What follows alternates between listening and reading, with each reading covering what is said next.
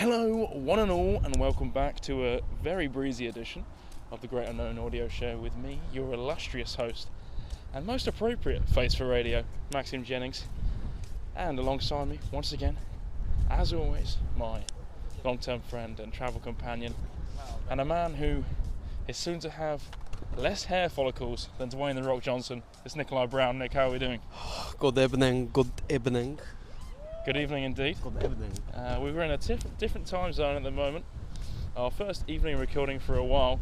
And like I've previously said, the wind is pretty strong tonight in St Kilda. We've had a bit of rain, which when you think about Australian coastlines, it's not the first thought that comes to mind, but it's nice to see the seasons developing here. Is it? It's quite nice at the weekends, just sunny every day and warm and no wind. But it's good to know that it's not always incredibly warm. And we've had a bit of an interesting weekend. So we'll do a little bit of a recap on that to start off with. Last time you heard from us, we were in the St Kilda Botanical Gardens, where, as you will be able to see from the artwork on the most recent episode, episode 21, part 2, which I hope you all enjoyed, Nick was taking a garden sunbathe amongst some lovely flowers and other plants in a really nice serene area, and then followed by that we told you that we were going to hit the town and test out what St Kilda happy hours have to offer, and boy oh boy didn't we test them out. Like I said, the cheapest pint around, and it wasn't too bad after a while. I have to say, at one point it got from mild to lemon and herb to medium to hot to extra spicy. And Nick at one point did manage to spill almost a whole glass of beer down his trousers. I actually pretty much did. And I had to go upstairs and change my shorts because it was that bad. But throughout the night we met some great characters. We met a lovely Kiwi security guard who was a big fella. You did not want to be messing with him, but he had such a soft voice and was incredibly friendly, which is always great to see from security guards, because sometimes that persona amongst English nightclub security guards in particular, from what I've experienced, isn't always the case. So we're currently walking around the coastline of the quay, the name of which escapes me at this current moment in time. But the cloud cover is pretty strong, but you can have little glimpses of yellow sunlight, or should I say post-sunlight, coming through as we try and time this episode in the sunset. But as you can hear, it's pretty windy, which is all the more important to have wireless microphones to really give you that audio sense of what's going on at the time. Hopefully you can hear the waves crashing against the rocks. An absolutely fantastic description that has been used by a number of different secondary school students whilst they're writing their creative writing GCSE piece. But not much has happened since Friday, really. I mean, apart from the Sunday, of course, but yeah, other than that. The Saturday was a relaxing day, a day to recharge. I got a McDonald's breakfast for the first time. Very enjoyable. Sausage and egg McMuffin with my coffee. Nick has failed to get out of bed before 11 o'clock throughout the whole weekend. It was, 3 days in a row where really you took my approach to staying in. Yeah, I woke up drunk on the Saturday, so. Yeah. We didn't do anything in the evening on the Saturday, did we? I'm trying to think. Cooked dinner. Watched some of The Gentlemen. Yeah, the new Guy Ritchie series on Netflix. Probably not as good as the film, but still filled with a lot of English gangster crime and pretty slapstick comedy. A lot of C-bombs, a lot of F-bombs, a lot of drug talk. So we did a lot of that over the weekend.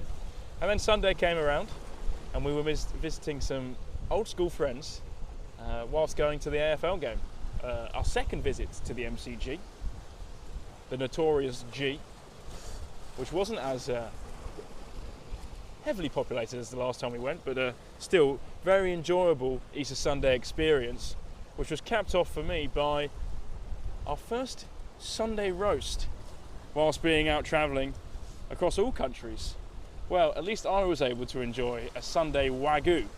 First time having Wagyu beef with my Sunday roast. Nick, unfortunately, was told by the barman when he was trying to order the same that they ran out. Well, as a gentleman, I let everyone else order before me. And then they came to me and were like, oh, we're really sorry, we have no more roasts available. The last one just went. So I was like, fuck's sakes. So I had to get a very dear pork belly. But it was very good. But, I mean, for what I paid, I wanted double the quantity. But it was still nice. It was very nice. And the beer was good there. And then the ice cream was good after as well. Oh yeah. Massive queue on an Easter Sunday for two competing ice cream parlours, both with a stereotypical Italian name, not deterring away any customers.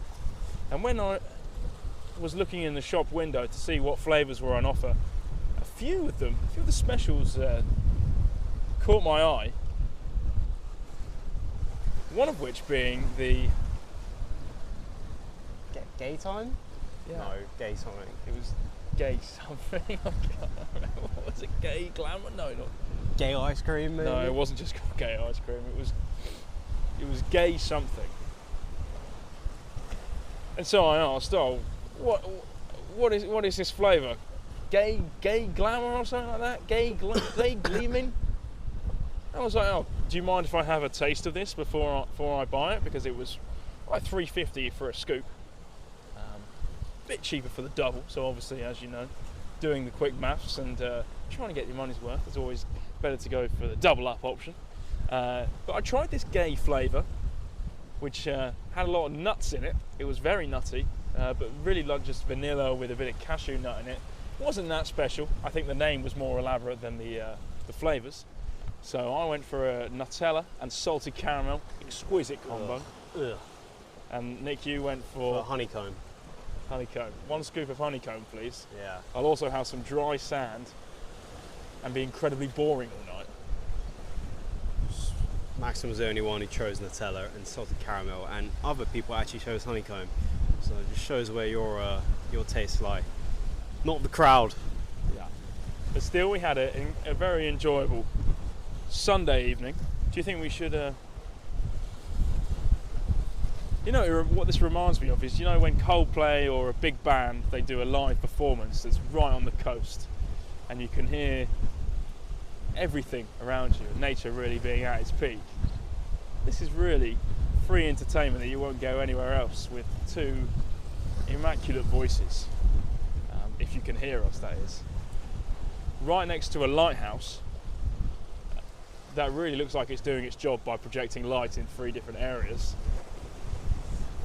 And then what we can see in front of us, well, Nick's looking the wrong way. Because you're waffling. For some reason.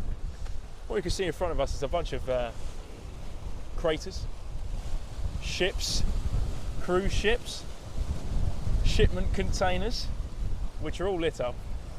Melbourne skyline. Yeah, and it's very, very nice. I did prefer the skyline on the beach in Mumbai, actually, because that was crystal clear, if you recall. The beach? I didn't go to the beach. Yeah, we were in the taxi. We were going along the promenade. You could see all the soot in the air. That was the complete opposite to crystal clear. Yeah, and I think we really are taking for granted the fact that we have been able to breathe clean air for the first time in about 3 months, which is really nice. Although, as you might have been able to detect, I've caught a bit of a cold, and I'm not really enjoying that aspect of it.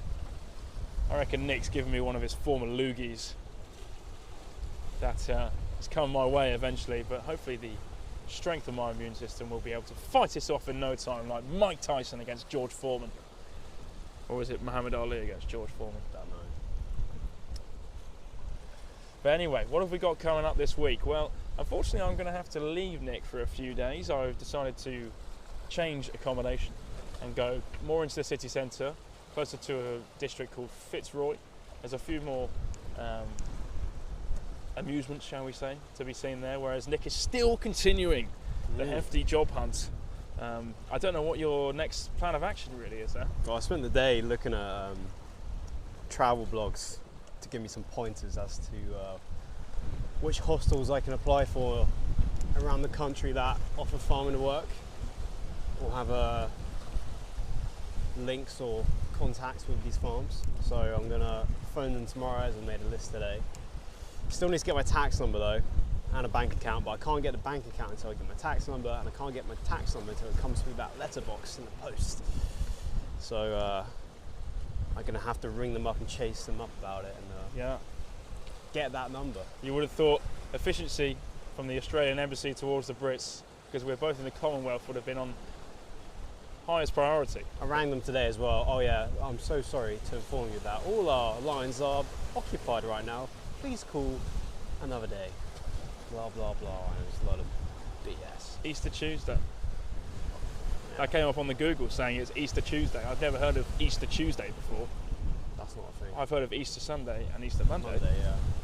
But it seems as though the Australian locals are still in full force. In every bar and pub we've been past at 7:30 at night is very much and truly filled with drinkers and eaters alike, which is great to see. It's good for the local community to still have vibrance and energy when they're going out. Yeah, you're going off and then you're going to do the Great Ocean Road when? Next week. Next week? Next week, yeah. Oh, so you're just moving accommodation for the rest of the No, I'm moving for 2 days and then I'm going to come back here because we are going to have some drinks with some friends. Yeah. I'll stay over here for the weekend, back in St Kilda for a few days, and then hopefully on Monday I will be doing Great Ocean Road probably for about 4 or 5 days or so. Great Ocean Road is does what it says on the tin. It's a long road along the ocean, but it's got a series of different attractions and Instagrammable tourist spots where people take lots of photos. I think the main highlights would be the 12 Apostles. Along most of the road you can see lots of koalas and stuff, so I'm looking to rent a car for a few days, and you can, to my knowledge, if you find the right spots, legally doing, you can sleep in your cars, so that might save me a bit of money from time to time, but obviously when showers and cleanliness is very much needed, that will be seen to as well. So that's very exciting. So we'll hope to do a bit of maybe a drive and talk whilst I'm going along that, so that'll be quite entertaining, and be able to point out all of those tourists who just love a photo way too much, and that's very enjoyable to observe from afar, or maybe from a close. I'm going to get bored every day. I'm getting a bit fed up now, to be honest. Going on my laptop looking for jobs. It's a necessity. It's got to be done. Hopefully tomorrow I'm filling in for some netball with Jacques' team, but I don't know if that's happening. So if not, I might just go and enjoy the happy hour downstairs by myself. No, you've made plenty of friends. Yeah, I'll go with some of the people from the room. Yeah. And then reload the ting on Thursday. Reload, not the happy hour, of course. Right. The job hunting. The job hunting, yeah, that's and good. And then on Friday, daytime, job hunting. Saturday, job hunting. Sunday, maybe AFL. If there's a game on, I don't know. We can have a look. Oh, we might be meeting my friend on the rooftop bar. This Sunday? A week on Sunday. Yeah. Right, our 15 minutes is almost up here, folks. We hope you've enjoyed this live walk and talk on St Kilda's seafronts. Thank you very much for listening, and make sure to tune in next time.